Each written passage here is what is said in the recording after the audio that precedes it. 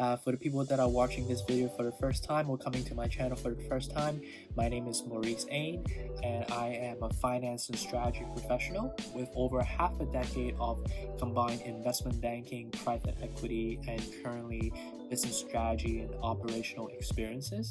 For discussions today, what I'm going to be doing is I'm going to break down the key factors or the steps of how to break into your dream job or your dream career path coming from a non-target or non-Ivy League school.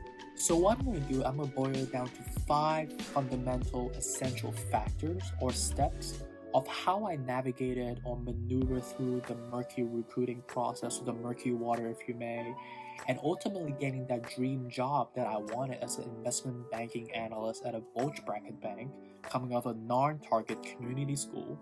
So out of the 5 factors, the first factor is to define your career objective. Why is it that you want to do this job? Why do you work so hard in school, paying like thousands of dollars or multi-thousands of dollars of tuition to get that degree and subsequently get that job? And really ask yourself, it could be any jobs, right? It could be, why do you want to be a doctor? Why do you want to be a finance person? Why do you want to be working in a non-for-profit? Why do you want to be a marketing person? And really just write this down on a piece of paper and really think through, why do I feel like that is the right path for me? And I think a lot of people have an idea of what they want to do. I think a lot of people have an idea that they think that would be the path for them. What is it that makes you feel motivated about doing this? Is it because of a title that you want, or is it because of the money that you subsequently get? Is it because of the exposure that you will be subsequently working on? What is it that you want to do, right? And I think you want to quantify it, right, by writing a couple bullet points on a piece of paper on listing out the pros and the cons of this potential investment opportunity, which is your career. You are investing your education. Hopefully you get that return on investments of this education into the career that you want, right? And as you're investing in your career by paying these thousands of dollars of tuitions, what is that return on investments that you want subsequently, right? Really ask yourself that, right? And once you ask yourself all of that and write that out on the list in your piece of paper, or it could be your notebook or whatever, then structuralize your pitch. Why does that align with your personal aspiration, right? And once you'll be able to answer that question, then you can start building upon getting to that goal, right? Because if you don't have a defined goal of where you're going in life, then you'll just be aiming blindlessly, and you don't really have a concise way of approaching it, or structural way of approaching it, which is important. The second essential factor would be academic marketability. Knowing the fact that I went to a non-target school, we are already at a disadvantage in comparison to students or kids around the world that are attending, more reputable colleges, or Ivy League colleges.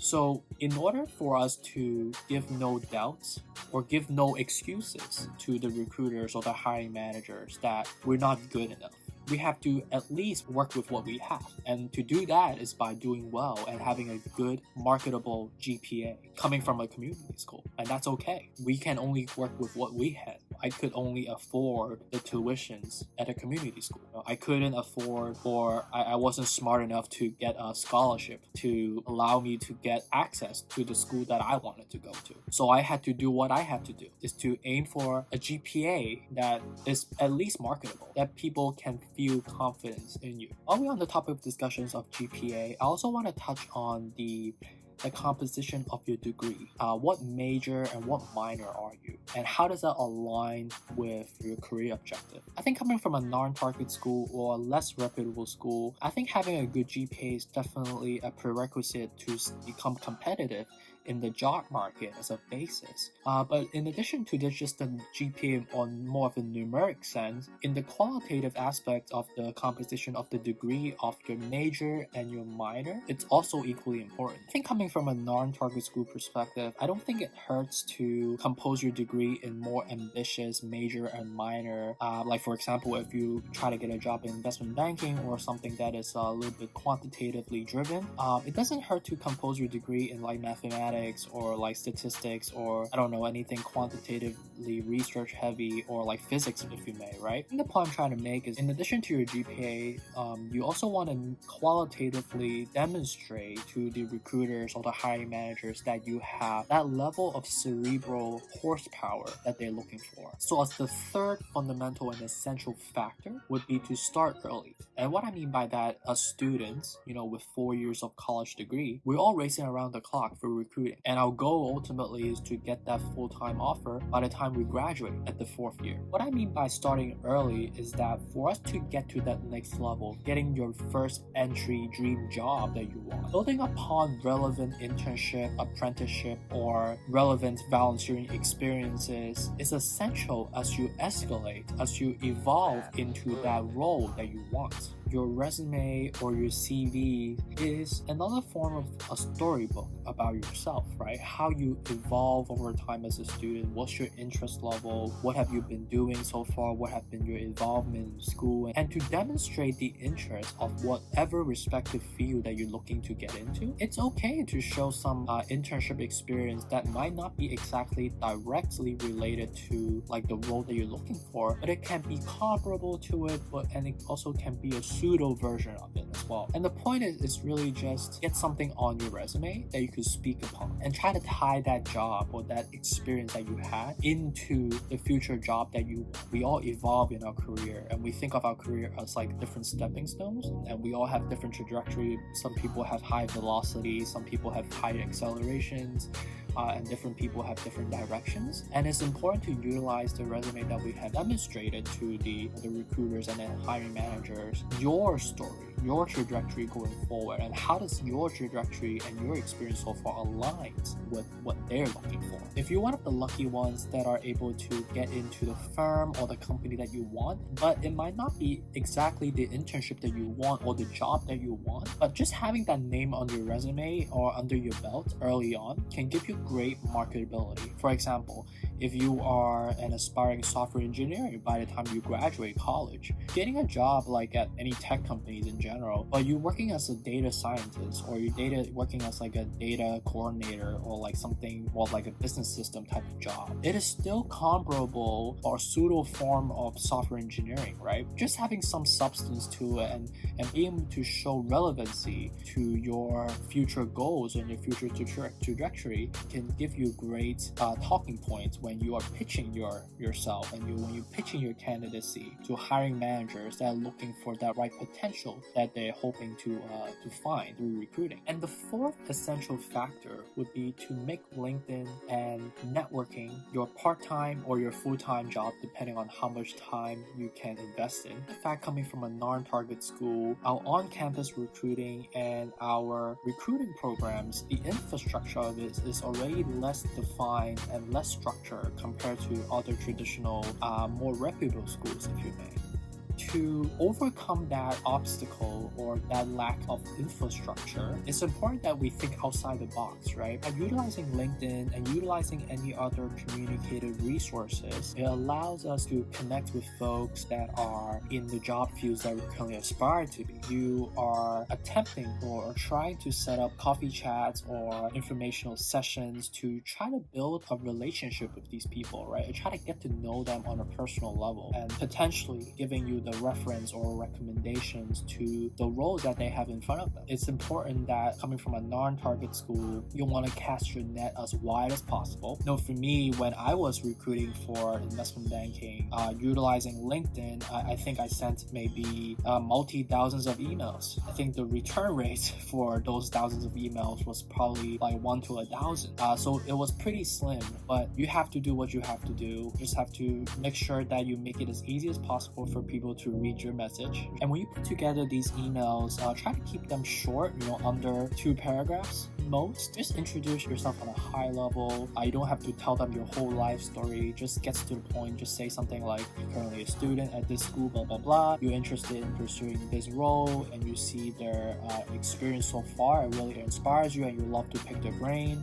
And try to find common points or commonality between the two of you. Maybe you guys are both interested in soccer. Maybe you guys are both part of the same fraternity. Maybe you guys were both part of the same club, going to the same school in the past. I think just keep it like that, short and sweet. They get right to the point, and you don't have to go too much into it. You don't have to try to write your whole life story. You don't have to write a whole essay just to get people's attention. You just need to make it as easy for them as possible. Be flexible with your time and try to make it work, and ultimately make them your friend instead of just like another relationship for business. I think that's the key point I'm trying to make, right? You want to just get to know them and show appreciation and show genuine curiosity about them, that you aspire to be like them. And I think by just doing that without any hidden agenda and just being true to yourself, I think people resonate with that. And I know I personally resonate with that when people reach out to me. So that's something to be mindful of when you reach out. Just be mindful that you'll be facing thousands of rejections. You'll be facing thousands of no response emails. You just have to take it. It's a tough world out there. People don't really owe you anything, right? Frankly, they don't know you at all.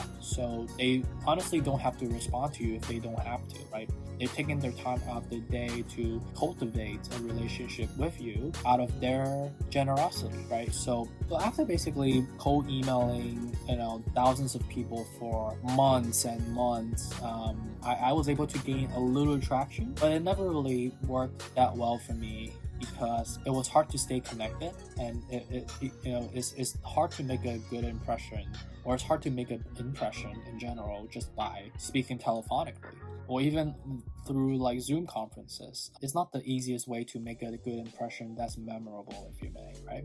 So I had to figure something out because like it wasn't working for me that well. Maybe it works better for you guys. You guys might conduct yourself better on the phone compared to myself. I'm definitely more better with people in person than on the phone. And I think that's for majority of the people. I really wanted to meet these people, right, that are working in investment banking or in finance in person, right? But I was never able to meet them in person, like face to face, to really introduce myself, provide them an impression of me, right? I just never got that access. And I did a little bit digging on like Facebook page, on Instagram, on school social media websites, and I came across a lot of different events in different schools. And these events and these conferences were for the respective schools only. So I was trying to find my way to basically sneak into these events and these conferences. So I did a little bit further digging, and I was able to find the exact address and the exact time to get into these events. And I realized most of these events are in like public halls or auditoriums that I was able to get access to. And I was able to actually sneak into all of them. Which is surprising because I was worried at the time that I don't have the ID to get in. How am I supposed to get in? Do I have to find the student's lunch for them to beat me in, or do I have to hop the gate or something like that to get in? Luckily I didn't, which was surprising. And when I sat in to these conferences and these events, I just sat down pretending to be one of the students at like Harvard or like NYU or like Columbia. I even sneaked into one program that was for MBA students for Columbia Business School, which I had no business of being in. So as the panel and the fireside chat events, or the main events if you may, finishes, then they broke out into social networking sessions, right? That was my time to basically step in and introduce myself. That was my chance, right? To basically get in front of these people and make an impression on them, right? And the way I approached it was, I was pretty desperate at the time, to be honest. I just basically walked up to these people in my suit, in my tie, basically introduced myself, but I confess at the same time. And I say something like this, like, hey, Mr. blah blah blah, or Miss blah blah blah from Goldman Sachs, JP Morgan, or Morgan Stanley or whatever. I have a confession to make. I don't go here. I don't go to Harvard. I don't go to Columbia. I definitely don't go to NYU. I currently go to this community school, and I'm really fortunate to be able to meet you today. I frankly just want to get in front of you to get to know you. I think your background is extremely impressive. I aspire to be like you someday, and I just love to really get to know you. As desperate as it sounds, and as desperate as the setting was, and knowing the fact that these people that I was speaking to, these panelists, went to those schools, they were kind of shocked actually. Firstly, I was a transpasser, and secondly, I was so desperate, and it's almost shameful in a way. And to my surprise, even though I was so desperate and I was frankly shameful, and you could even call me a criminal for trespassing to private school properties, right? That many of these people were willing to take a chance on me, right? They were willing to give me their business card, and I followed with them in the following days to set up more informational interviews and coffee chats. And through my experience with them, I got to know them as both mentors, as both friends at the same time, that I was able to prove to them over time that I have the technical capabilities, I have the willpower, I have the right amount of potential that they're looking for as a candidate under their team. So ultimately, by the end of the year, I was able to get multiple internship offers, and subsequently my life began in investment banking. I think the four professionals that took a chance on me is because they saw the potential in me. Or maybe they saw a combination of things. They saw that I was desperate. They saw that I was vulnerable. They saw that I was willing to put myself out there and be weak and be vulnerable and be naked. Not literally naked, but you know what I mean. And that they felt touched. They felt connected to me, that they were willing to invest their time and their energy to cultivate a relationship with me. And through my relationship with them that I cultivated over time, that I was able to prove to them that I have what it takes to be on their team. I have what it takes to support them on their team and their initiatives, that I will be a good teammate, even though I do come from a lack thereof background in the social academic setting.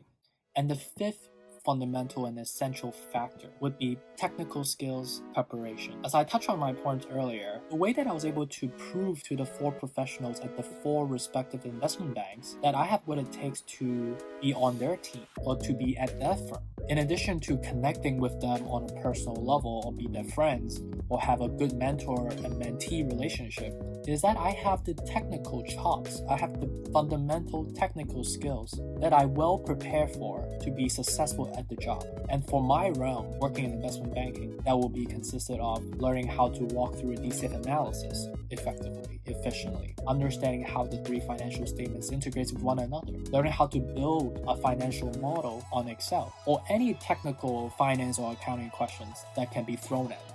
And they grilled me a lot at the beginning. They have every right to grill me in the beginning. They had a lot of doubts. Why would they choose me, this student from this non-target school, this no-name person, versus choosing someone from like an Ivy League school? So I had to prep myself to be extra defensive or offensive. And I utilized a lot of the external preparation guide that I bought myself, like the Wall Street Guide. I was building financial models, learning on YouTube. I was building financial model in my sleep. I was asking my investment banking buddies to grill me, asking me multiple different technical questions in all different angles to make sure that I was well defended. I have this defensive technical investment banking armor that allowed me to go out to compete in these grilling sessions that they were giving me, and ultimately prove to them that I was technically savvy and I was competitive to be successful on their team.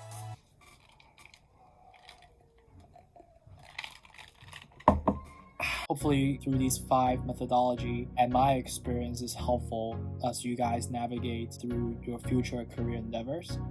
Please drop me your questions below at the comment section, or feel free to directly message me if you have any questions. Happy to be your guidance or your career navigations going forward. So thank you so much for taking the time today, and I appreciate you guys for dropping by again. Thank you very much.